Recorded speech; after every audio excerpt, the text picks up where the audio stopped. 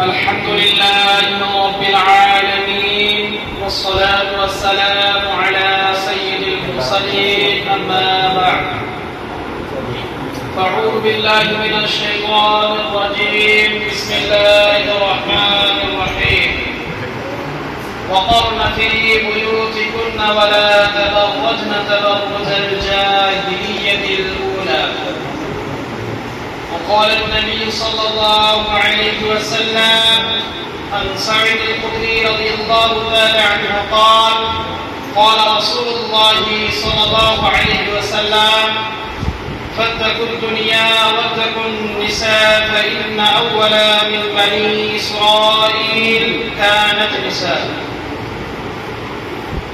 আজকের সভা সম্মানীয় সভাপতি মহাশয় ও নাজের ভাই ও সামনে বসে থাকা ছোট বড় জ্ঞান বিকশিত তলিবে ইলম ভাই সকল, আজ আমি আপনাদের সম্মুখে যে বিষয়টি নিয়ে আলোচনা করব সেটা হচ্ছে বেপরদাহীন নারী।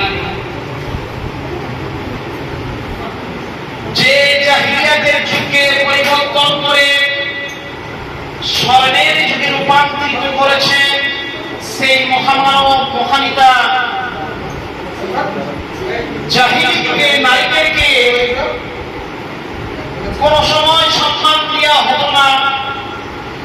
যদি কাউকে বাড়িতে, যদি কাউকে ঘরে যদি কন্যা সন্তান জন্ম নিত, তাহলে সেই কন্যা সন্তানকে তার পিতা হত্যা করে দিত।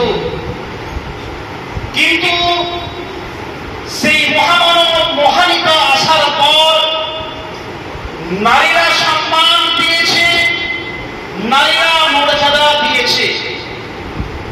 কিন্তু বর্তমান সমাজে নারীরা সম্মান নিতে জানে না, নারীরা সম্মান দিতেও জানে না। আপনাকে একটা বাস্তব চিত্র বলি, আপনি বুঝতে পারবেন যে নারীরা কেন সম্মান নিতে পারে না। আপনি যদি ইলামবাজার বাজারের মধ্যে যদি কোন নারীকে যদি বলেন জীবন তোমার বুকের ওড়নাটা সরে আছে, তোমার বুকের ওড়নাটা সরে আছে, সেই মহিলাটা আপনাকে বলবে আপনার নজর খারাপ হয়ে গেছে, আপনার নজর ঠিক নেই, আপনার চক্ষু আমার বুকের দিকে চলে যাচ্ছে। কিন্তু যদি আপনি একটা ছেলেকে যদি বলেন জি ভাই তোমার পেটের চেনটা খোলা আছে, সঙ্গে সঙ্গে সেই ছেলেটা তার চেনটা লাগিয়ে নেয়, না হলে তার হাতের দ্বারাই তার লজ্জা শয়তানকে ঢেকে নেয়। এটাই হলো ছেলে এবং মেয়ের মধ্যে পার্থক্য। কিন্তু নারীরা সম্মান দিতে জানে না। কিন্তু আল্লাহ তাআলা বলছেন, আল্লাহ তাআলা পবিত্র কোরআনের মধ্যে নারীকে ঘোষণা করে বলছেন ইয়া আইয়ুহান নাবিয়্যু কুল লিআজওয়াজিকা ওয়া বানাতিকা ওয়া নিসাইল মুমিনিন। আল্লাহ তাআলা বলছেন হে নবী তুমি তোমার স্ত্রীদেরকে বলে দাও, তুমি তোমার কন্যা সন্তানদেরকে বলে দাও, তুমি তোমার মুমিন নারীদেরকে বলে দাও তারা যেন পর্দা করে চলে, তারা যেন তাদের নিজের শরীরের চাদরটাকে তারা যেন ঢেকে নেয়। এই কথা আল্লাহ তাআলা নবীকে আদেশ করে বলছে। কিন্তু বর্তমান সমাজে আজকে নারীরা মর্যাদা নিতে জানে না, সম্মান নিতে জানে না। আল্লাহ তাআলা এই নারীদেরকে কঠোর করে নিষেধ করছে। আল্লাহ তাআলা কি বলছেন ওয়াকারনা ফি বুয়ুতিকুন্না ওয়ালা তাবাররাজনা তাবাররুজাল জাহিলিয়াতিল উলা। আল্লাহ তাআলা বলছেন হে নারীগণ তোমরা ওই জাহিলি যুগের নারীদের মতো নিজেদেরকে প্রদর্শন করে নিও না, নিজেদেরকে সমাজের মুখে দিয়ে নিও না, তোমরা নিজেদেরকে প্রকাশ করে নিও না, তোমরা পর্দার আড়ালের মধ্যে থাকো, তোমরা পর্দার মধ্যে থাকো। আল্লাহ তাআলা আমাদেরকে আদেশ দিয়েছেন। কিন্তু এই নারী জাতি হচ্ছে বানি ইসরাঈলের প্রথম যে ঘটনা ঘটেছিল, এই ঘটনাটা ঘটিয়েছিল এই নারী জাতি। হাদিসের মধ্যে বর্ণনা আছে ফাত্তাকুদ দুনিয়া ওয়াত্তাকুন নিসা ফাইন্না আওয়ালা মিন বানি ইসরাঈল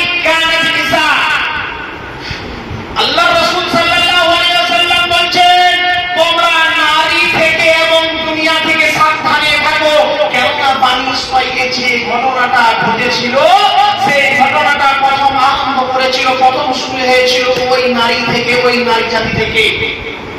আল্লাহর নবী সাল্লাল্লাহু আলাইহি ওয়াসাল্লাম বলেন, আল্লাহর নবী সাল্লাল্লাহু আলাইহি ওয়াসাল্লাম বলেন, যে রাতের কাজ হলো বিশ্বনবী নিয়ে নবী বলে জাহান্নামে মহিলাদের ভিড়। একজন মহিলা বলে বিশ্বনবী নিয়ে কোন কারণে বেশি ভাগ যাবে জাহান্নামে? প্রথম কারণ হলো অধিক নারীগণ, অল্প ধনে যাদের ঘরে না মন।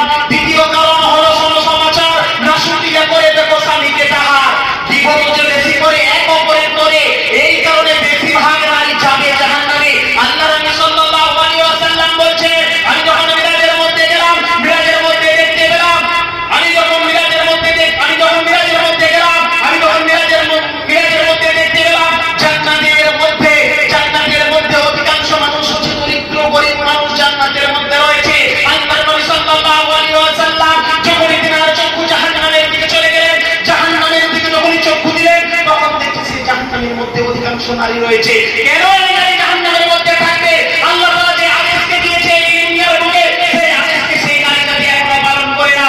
নারী জাতি হলো একটা সম্মানের জিনিস, একটা মূল্যায়ন জিনিস। কিন্তু বর্তমান সমাজে দেখা যায় বাবা তার মেয়েকে বলছে, বাবা তার মেয়েকে নিয়ে টিকটক ভিডিও বানাচ্ছে, ইনস্টাগ্রামে রিলস বানাচ্ছে।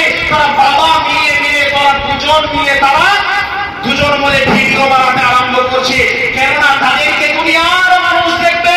চলে রাখো বন্ধু, তুমি যে এই দুনিয়ার বুকে টিকটক ভিডিও বানাচ্ছ, ইউটিউব বানাচ্ছ, কাল কিয়ামতের মাঠে যখন ওই ইউটিউবটা তোমার সামনে রেখে দেওয়া হবে, ওই টিকটকটা যখন তোমার সামনে দেখিয়ে দেওয়া হবে, তখন তুমি কি জবাব দিবে? তখন তোমার মেয়ে কি জবাব দিবে? আল্লাহ তাআলা বলেন, আবু হুরায়রা রাদিয়াল্লাহু তাআলা আনহু একটা হাদিস বর্ণনা রয়েছে, দুই শ্রেণীর মানুষ জাহান্নামে যাবে। এক নম্বর মানুষ হচ্ছে যার হাতে থাকবে গরুর লেজের মতো লাঠি, সেই লাঠি দিয়ে সে মানুষকে প্রহার করবে, মানুষকে মারতে থাকবে। আর দ্বিতীয় নম্বর ব্যক্তি হচ্ছে যে নারী যে পুরুষের বেশ ধারণ করে দুনিয়ার বুকে চলাচল করে, সেই নারী কোনোদিনও জান্নাতে যাবে না, জান্নাতের সুগন্ধিও পাবে না, সে জান্নাতেও যাবে না। কিন্তু আজকে বর্তমান সমাজে যদি দেখা যায়, এই বিবাহর নাম করে যে নারীতে মিলিত হচ্ছে, নারী তার নারীকে স্পর্শ করছে, নারী তার অঙ্গে প্রত্যঙ্গে হাত দিচ্ছে, নারী অন্য জায়গায় হাত দিয়ে হলফনামা করছে। কিন্তু আল্লাহর নবী সাল্লাল্লাহু আলাইহি ওয়াসাল্লাম বলেন, কোন নারীর শরীরকে স্পর্শ করতে পারে না, কোন জায়গায় টাচ করতে পারে না। কিন্তু আজকে বর্তমান সমাজে হলফনামা খাবার নাম করে বিয়েতে বিভিন্ন ভাবে যেরকম ভাবে সেই নারীর হাতে হলুদ মাখিয়ে দেয়, গায়ে হলুদ মাখিয়ে দেয়। কিন্তু এই কাজ থেকে আল্লাহ নবী সাল্লাল্লাহু আলাইহি ওয়াসাল্লাম আমাদেরকে নিষেধ করেছেন। আল্লাহ নবী সাল্লাল্লাহু আলাইহি ওয়াসাল্লাম এই কাজ থেকে আমাদেরকে দূরে থাকতে বলেছেন। কোন নারীকে স্পর্শ করতে পারে না, কোন নারীর শরীরে টাচ করতে পারে না।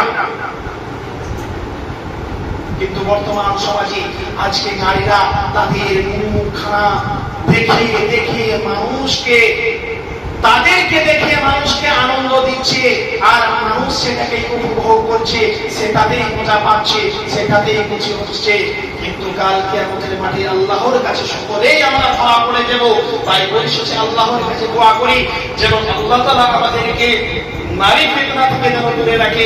আমিন। আসসালামু আলাইকুম।